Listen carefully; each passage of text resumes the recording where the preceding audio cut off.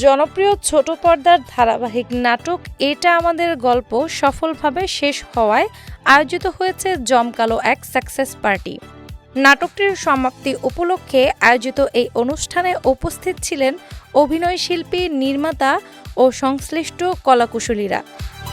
নাটকের অন্যতম জনপ্রিয় চরিত্র মেহেরিন চরিত্রে অভিনয় করা কেয়া পায়েল অনুষ্ঠানে নিজের অনুভূতি প্রকাশ করেন। অনুষ্ঠানের শুরুতেই তিনি নাটকের পরিচালক রাফাত মজুমদার রিংকুর প্রতি কৃতজ্ঞতা জানান। তিনি বলেন, পরিচালককে অনেক ধন্যবাদ দেওয়ার পরও মনে হয় তার প্রতি কৃতজ্ঞতা শেষ হয় না।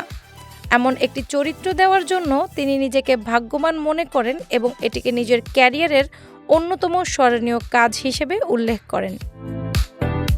কেয়া পায়েল আরও বলেন, নাটকের প্রতিটি পর্ব দর্শকদের হৃদয়ে জায়গা করে নিয়েছে। কোথাও হাসি, কোথাও আবেগ, আবার রোমান্টিক দৃশ্যগুলো দর্শকদের নতুন করে ভাবতে বাধ্য করেছে।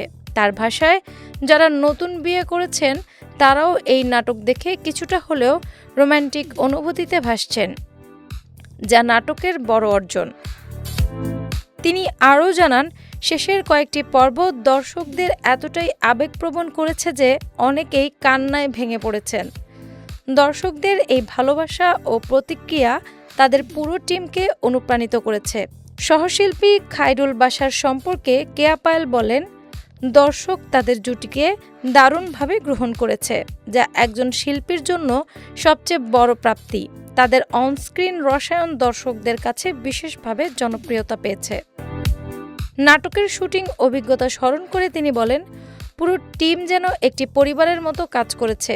প্রতিদিনের শুটিং এতটাই স্বাভাবিক ছিল যে কখনো মনে হয়নি এটি কাজ। নিয়মিত এপিসোড প্রকাশের সময় দর্শকদের আগ্রহ, পরবর্তী কাহিনী জানার কৌতূহল সবকিছুই ছিল দারুণ অভিজ্ঞতা। তিনি আরও বলেন, এই কাজটি তার জীবনের একটি আলাদা অর্জন, যা তিনি দীর্ঘদিন মনে রাখবেন।